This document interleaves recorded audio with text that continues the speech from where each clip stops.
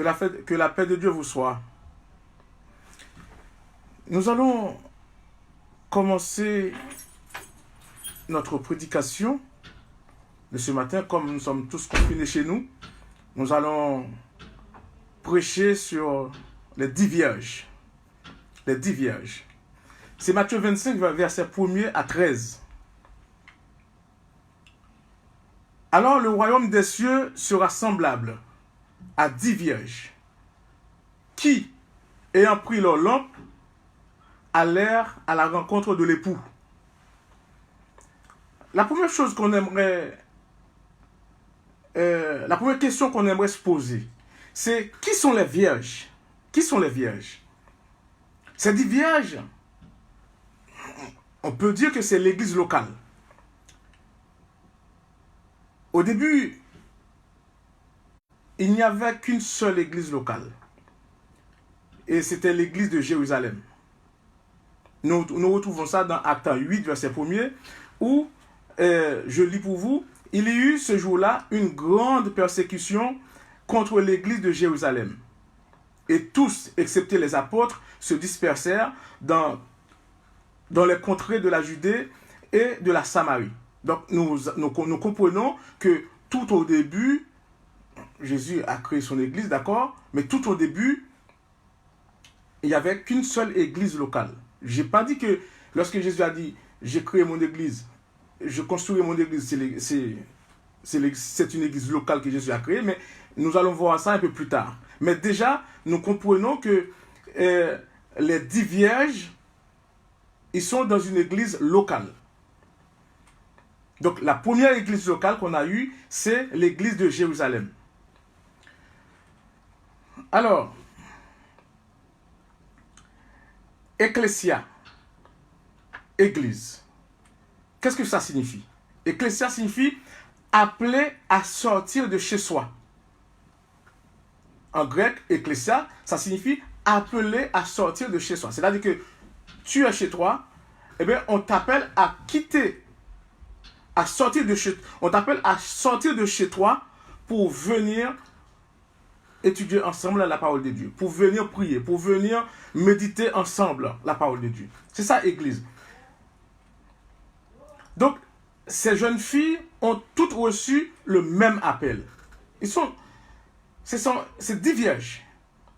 Mais elles ont toutes reçu le même appel. Comme nous aujourd'hui, nous avons reçu le même appel. Dieu nous appelle tous. Il nous appelle à quitter chez nous pour se remettre ensemble, pour étudier la parole de Dieu, pour méditer, pour pouvoir faire cette route. Parce que l'appel, c'est que il a passé un petit rendez-vous avec nous, il va revenir. Donc, nous devons nous regrouper ensemble pour être forts. Alors, on a dit que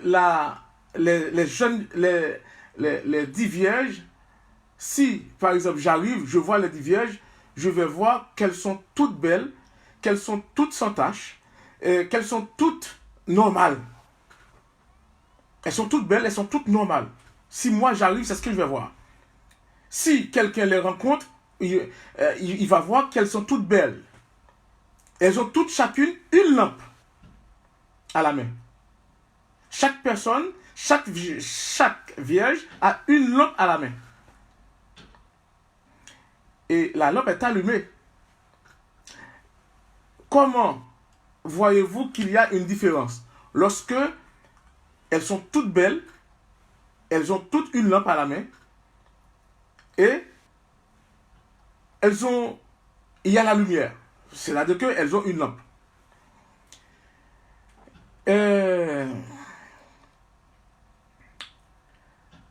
Nous allons continuer notre réflexion. Alors, les lampes sont allumées. Pourquoi je dis que les lampes sont allumées? Je parle des 10 vierges. Beaucoup de personnes, beaucoup de gens pensent que les lampes de ces 10 vierges n'étaient pas allumées. Non, elles sont allumées. Puisque plus tard, nous allons lire que lorsqu'ils vont arriver, lorsqu'ils vont entendre le bruit, le cri que l'époux va arriver, eh bien, elles vont dire, les folles vont dire, nos lampes s'éteignent. Si elles disent nos lampes s'éteignent, c'est que leurs lampes étaient allumées. Donc au départ, c'est difficile de les distinguer.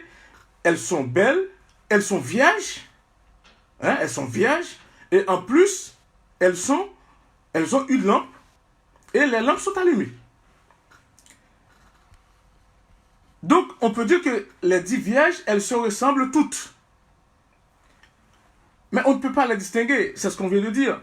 Mais qui peut les distinguer? Il y a une personne qui peut les distinguer. Celui qui peut les distinguer, il a son vent à la main, son vent dans la main. Il nettoie son air et il amassera, il nettoiera son air et il amassera le blé dans un grenier, mais il brûlera la paille dans un feu qui ne s'éteint pas. C'est Luc 3, verset 17. C'est Jésus-Christ. Lui, il sait. C'est pour ça que Jésus a dit, il y en a 10, il y en a 5 qui sont folles, mais il y en a 5 qui sont sages. Jésus, il sait, lui. Alors, nous avons vu que dans l'église locale, lorsqu'on arrive dans une église locale, il y a des sages, il y a des folles, il y a des vierges sages qui sont sages, il y a des vierges aussi qui sont folles lorsqu'on arrive dans une église locale. Mais l'église de Jésus-Christ, lorsque Jésus-Christ a rencontré, disons, Paul, et lorsque Jésus-Christ a rencontré Pierre, en Matthieu 16, verset 18, il a dit, et moi, je te dis que tu es Pierre Pétros, le roc, que tu es Pierre, le roc, mais sur cette pierre qui est Pétra, la roche, je bâtirai mon église. Et les portes du séjour des morts n'auront pas de pouvoir sur mon église, sur l'église que moi j'ai créée. La mort n'aura aucun pouvoir sur l'église que j'ai créée. Ça, c'est Jésus-Christ. Par exemple, on peut avoir l'église de Gennevilliers, l'église de Fontenay, l'église de la Courneuve, ok, créée par nous pour le Seigneur. Mais comme ça passe par nous, donc il y aura des vierges dedans, comme des folles et des sages.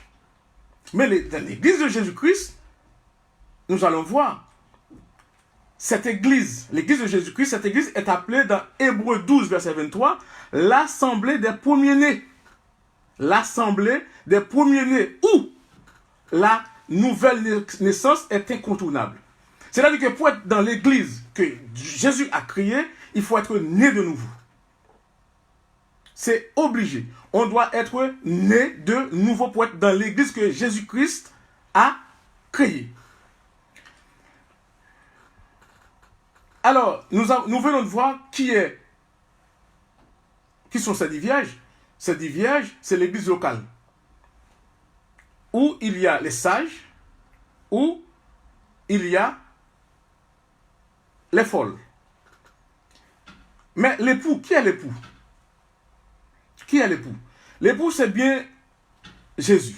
Nous allons voir, est-ce que l'époux, c'est Jésus? En Matthieu 9, versets 14 et 15. Matthieu 9, versets 14 et 15. Nous lisons. Alors les disciples de Jean vinrent auprès de Jésus et dirent, ça c'est les disciples de Jean qui viennent auprès de Jésus. Mais pourquoi nous et les pharisiens jeûnons-nous? Hein? Nous, les pharisiens, pourquoi nous et les pharisiens jeûnons-nous, tandis que tes disciples ne jeûnent point? Ça, c'est la question qu'ils ont fait à Jésus. Et Jésus va répondre, il va dire, mais les amis de l'époux, peuvent-ils s'affliger pendant que l'époux est avec eux? Les jours viendront où l'époux leur sera enlevé et alors ils gêneront. Donc ça veut dire que quand ici dans la parabole nous parlons de l'époux, c'est Jésus-Christ. Alors, le Seigneur a dit que 5 d'entre elles étaient sages et les 5 autres folles. pourquoi il y en a 5 qui étaient folles? Parce que Jésus a dit qu'il y en a 5. Les 5 étaient sages et les 5 autres étaient folles.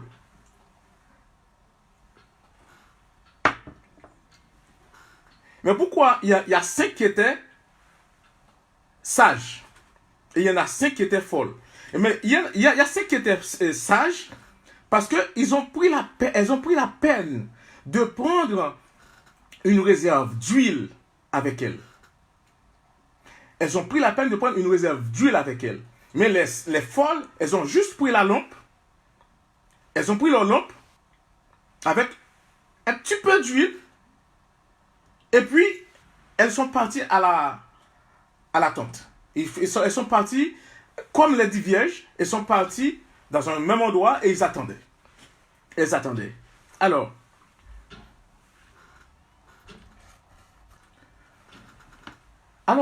nous aimerions voir qu'est-ce que ça représente les lampes pour nous. Les lampes, ça représente quoi? Alors, les lampes représentent la parole de Dieu. Nous retrouvons ça dans Psaume 119, verset 105, où on lit « Ta parole est une lampe à mon pied et une lumière sur mon sentier. » Psaume 119, verset 5. Donc, nous avons compris que la première chose, donc, les 10 vierges représentent l'église locale, c'est-à-dire qu'il y a les folles. On arrive dans une église, quelle que soit dans l'église locale où on arrive, on ne peut pas savoir quelles sont les vierges qui sont folles, quelles sont les vierges qui sont sales, et qui sont sages. On ne peut pas savoir. On ne peut pas savoir. C'est Dieu, lui, seul le sait. On ne peut pas savoir. Et nous avons compris que l'époux, c'est Jésus-Christ. Nous avons dit, c'est Matthieu 9, verset 14-15, l'époux, c'est Jésus-Christ. C'est Jésus-Christ même qui l'a dit, il a dit, l'époux est avec eux. Donc, ce n'est pas la peine qu'ils jeûnent. Mais il arrivera un moment où ils vont jeûner parce que l'époux leur sera enlevé. Mais, il y a un petit souci. Comme on a dit tout à l'heure, les 10 vierges, elles se ressemblent toutes, elles sont vierges, elles ont leur lampe et ça s'allume. Mais le problème commence lorsque l'époux tarde à venir. Alors nous lisons, comme l'époux tardait, toutes s'assoupirent et s'endormirent. Nous pouvons remarquer que dans cette parabole, Jésus-Christ n'a pas fait des reproches aux 10 vierges parce qu'ils s'endorment. Parce qu'elle dormait. Non. C'est pas directement, c'est pas ce genre de reproche que Jésus-Christ faisait à ces 10 vierges. Non. Nous continuons la lecture. Au milieu de la nuit, on cria, voici l'époux. Allez à sa rencontre. Alors toutes les vierges se réveillèrent et préparaient leurs lampes. Dès que la parole et le Saint-Esprit sont là, parce qu'on a la parole, on a le Saint-Esprit, nous sommes prêts. Mais qu'est-ce qui se passe avec les 10 vierges? Il y a 5 vierges qui sont sages. Elles ont une réserve d'huile, elles ont leur lampe. Donc, elles n'ont qu'à préparer leur lampe pour partir à la rencontre de l'époux. Elles sont sages. Elles ont prévu une réserve d'huile. C'est ce que nous devons faire aujourd'hui. Nous devons prévoir une réserve d'huile. Ce message est pour tout le monde. Nous devons prévoir une réserve d'huile. Donc, les 5 sages ont prévu leur lampe, ok, elles ont leur lampe, mais elles ont prévu une réserve d'huile. Et les autres, elles avaient juste leur lampe. Alors,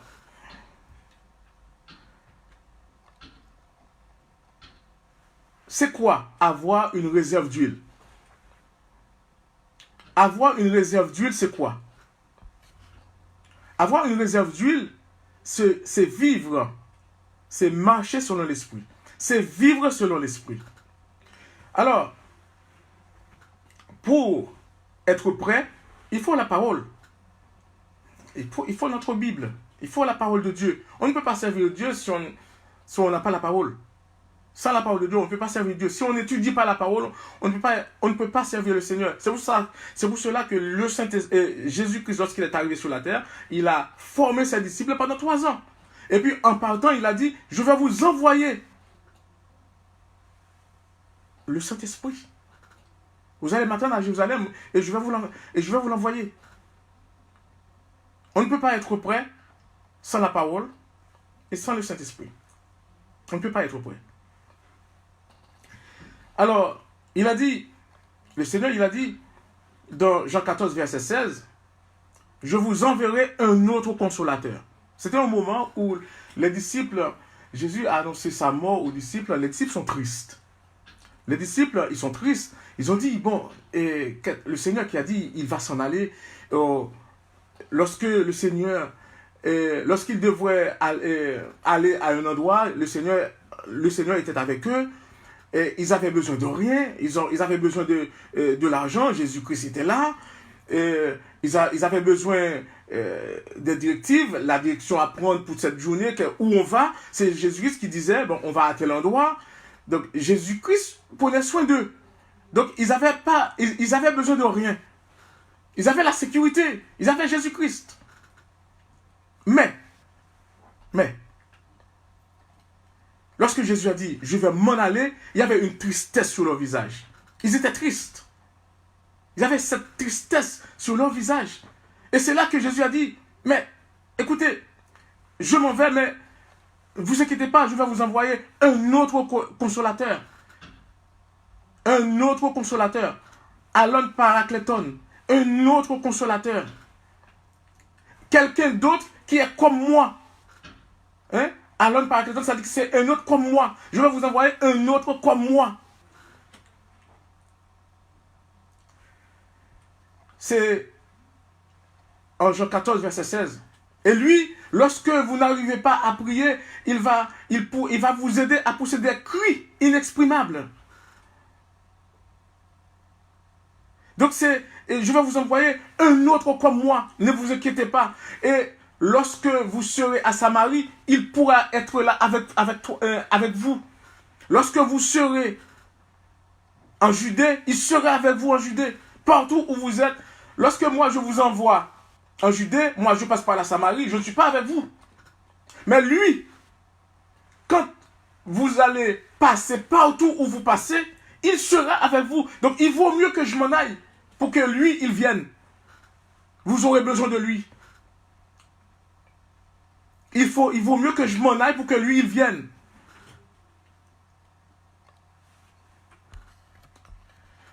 Nous avons parlé de la lampe.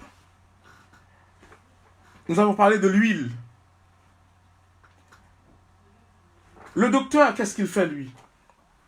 Est-ce qu'un docteur, c'est celui qui a un doctorat en théologie?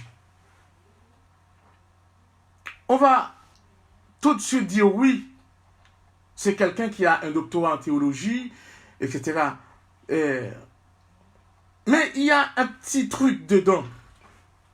C'est que pour Jésus-Christ, si tu as un doctorat en théologie, et c'est tout, pour Jésus-Christ, tu es un faux prophète. Et tu es un faux docteur. Il faut, avec vous, aussi le Saint-Esprit. Il faut le Saint-Esprit. Il faut la révélation qui vient d'en haut. Parce que lorsque le docteur, il se dirige vers son texte,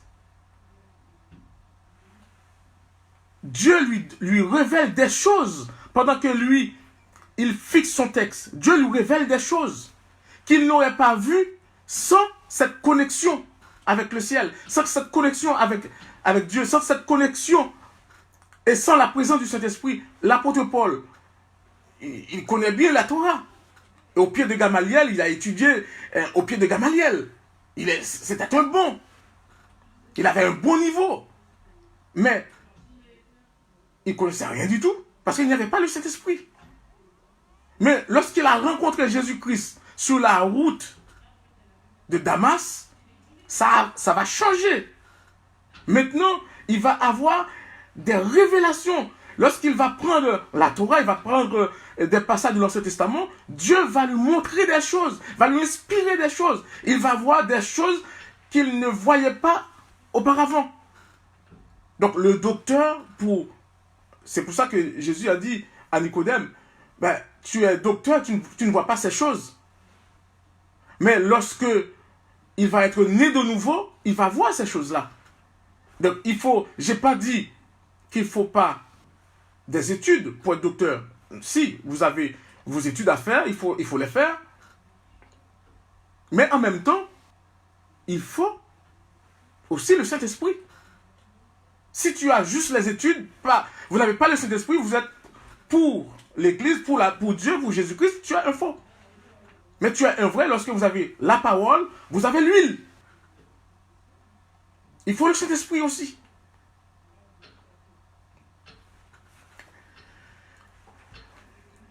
Donc nous avons dit que les folles dirent aux sages, donnez-nous de votre huile. Ça, c'est la parole des folles. Donnez-nous de votre huile, car nos lampes s'éteignent. Vous voyez, leurs lampes étaient allumées. Parce que car nos lampes s'éteignent. Donc leurs lampes étaient allumées. Au départ, c'était difficile de vérifier qui était folle, qui était sage. Mais maintenant, les problèmes sont là. On peut voir qui sont les vierges qui sont folles et les vierges qui sont sages. Alors, les sages répondirent non. Il n'y en aurait pas assez pour nous et pour vous. Allez plutôt chez ceux qui en vendent et achetez-en pour vous. Est-ce que, sincèrement, est-ce que les vierges sages, est-ce qu'elles sont égoïstes? Elles ne sont pas égoïstes. Elles ne sont pas égoïstes. Plutôt, on dirait plutôt que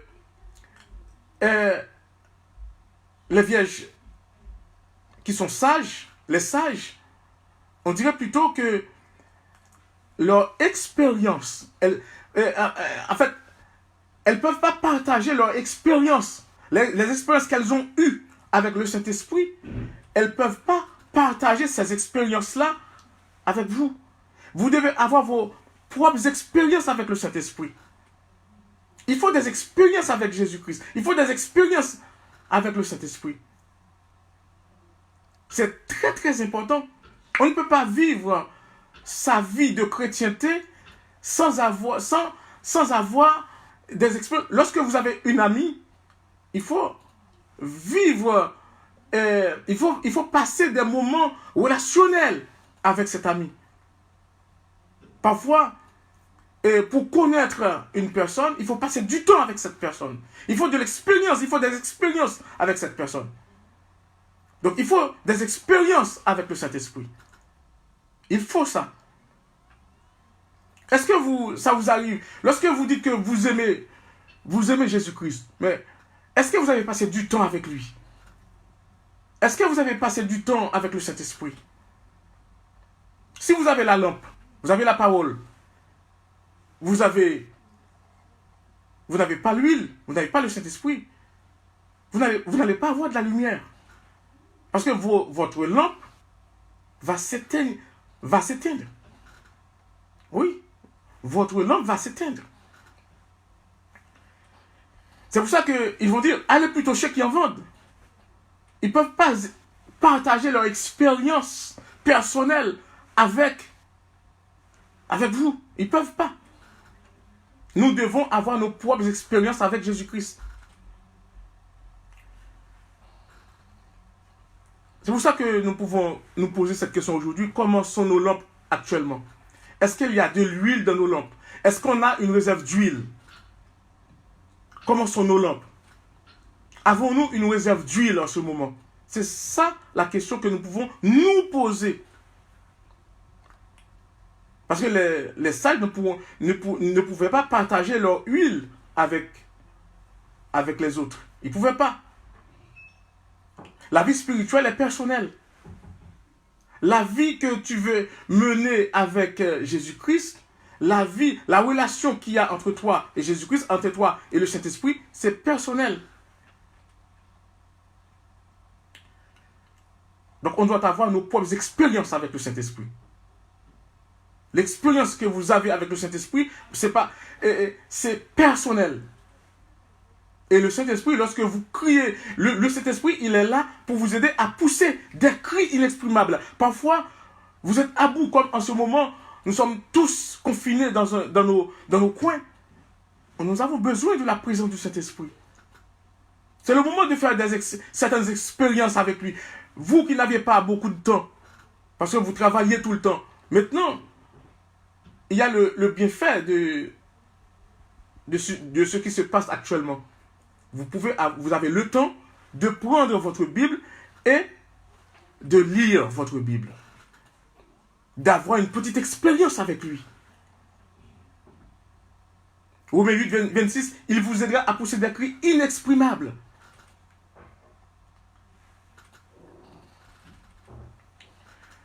Alors, pendant qu'elles allaient en acheter, l'époux, ça veut dire que les cinq folles, pendant qu'elles allaient en acheter, l'époux arriva. Celles qui étaient prêtes entrèrent avec lui dans la salle des noces. Et la porte fut fermée. Plus tard, les autres vierges vinrent et dirent, Seigneur, Seigneur, ouvre-nous. Mais le Seigneur répondit, je vous le dis en vérité, je ne vous connais pas. Donc, veillez donc, puisque vous ne savez ni le jour ni l'heure, nous ne savons pas ni le jour ni l'heure. Aujourd'hui, j'ai entendu pas mal de choses, que Jésus-Christ, il est là. J'ai même entendu quelque chose du genre, il est en Israël, et donc on a vu des choses dans le ciel, etc. Bon. Tout ce que nous devons faire, ce n'est pas de nous inquiéter, il est là, c'est d'être prêt. Est-ce que nous sommes prêts?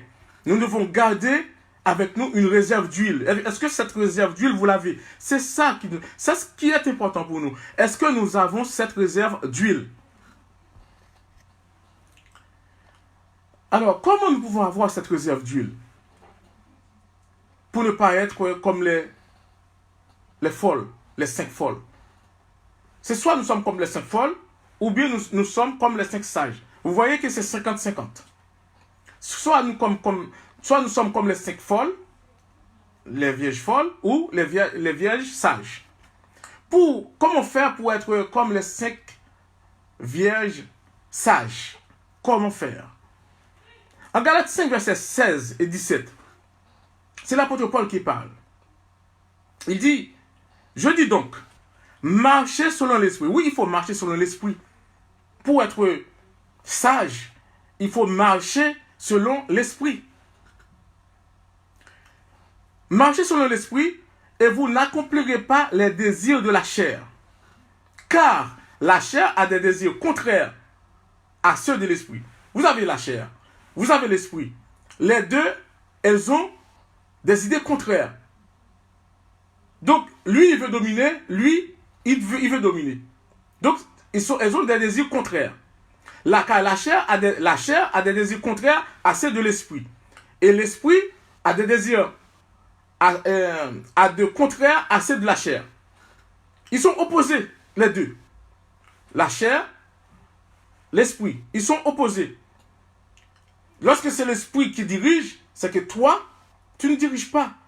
Tu marches selon l'esprit. Et l'esprit passe au-dessus, c'est l'esprit qui te guide. Partout où tu passes, tu es guidé par le Saint-Esprit.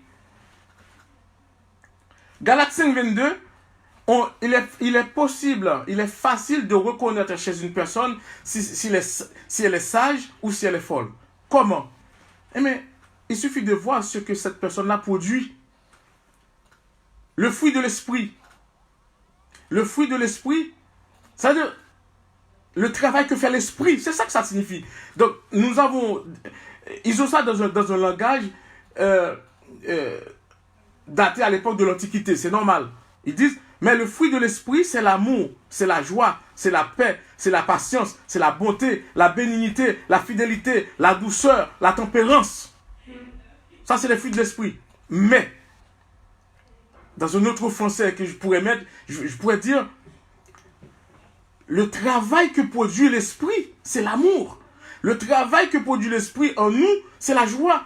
Ce que produit l'esprit en nous, c'est la paix. Ce que produit l'esprit en nous, c'est la patience. Ce que produit l'esprit en nous, c'est la bonté, la bénignité. Ce que produit l'esprit en nous, c'est la fidélité. Ce que produit l'esprit en nous, c'est la douceur, c'est la tempérance. Ça, c'est ce que l'esprit produit en nous. Donc, c'est ce que je dois voir, je dois remarquer chez chaque sage. Chaque vierge sage, nous devons remarquer ces éléments-là. Alors, l'apôtre Paul va dire dans 1 Corinthiens 13, verset 1er, quand je suis un hérétique, non, quand je parlerai les langues des hommes et des anges, si je n'ai pas la charité, je suis un hérétique qui résonne ou une cymbale qui retentit. Ça veut dire que je fais du bruit. Lorsque je prêche, je fais du bruit. Lorsque je parle, je fais du bruit. Si je n'ai pas la charité, si je n'ai pas l'amour, l'amour qui vient d'en haut.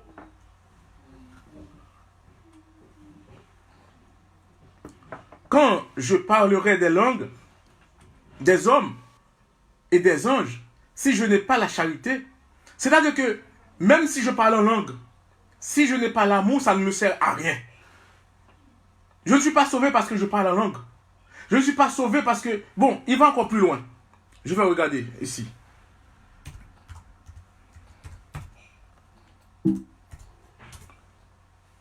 Je vais regarder ici. Je vais lire.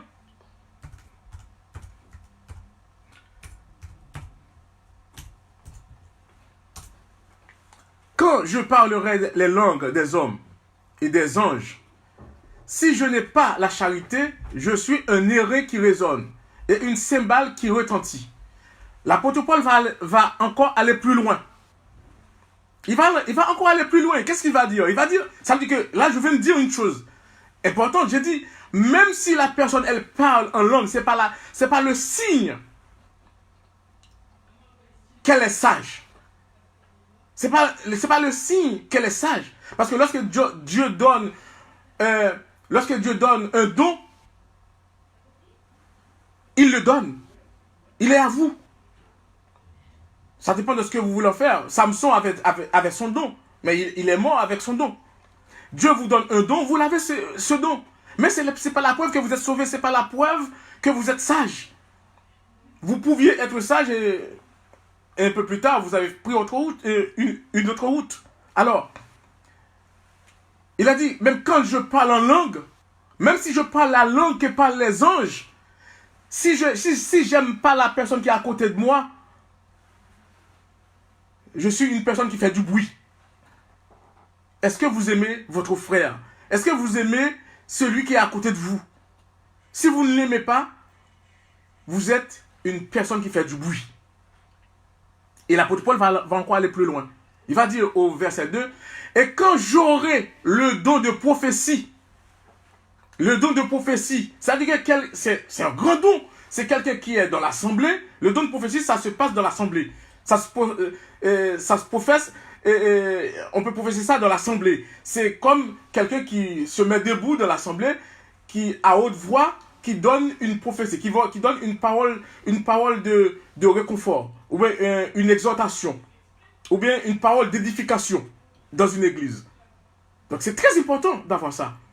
Mais l'apôtre Paul a dit dans 1 Corinthiens 13, verset 2, « Et quand j'aurai le don de prophétie, mais quand j'aurai la science de tous les mystères et toute la connaissance, j'ai le don de prophétie, j'ai la science de tous les mystères et toute la connaissance, quand j'aurai même toute la foi jusqu'à transporter des montagnes, j'ai toute la foi du monde jusqu'à transporter des montagnes. Si j'aime pas mon frère, je ne vaux rien. Si j'aime pas mon frère, je ne vaux rien. Alors, nous devons être des sages. Et pour être sages, nous devons marcher selon l'esprit. Les 10 vierges folles, au départ, on ne savait pas qui était sage et qui était... On ne savait pas qui était sage. On ne savait pas qui était folle. Mais lorsque l'époux tarde à venir, là, on commençait à voir qui était folle et qui était sage. Eh bien, que la paix de Dieu vous soit.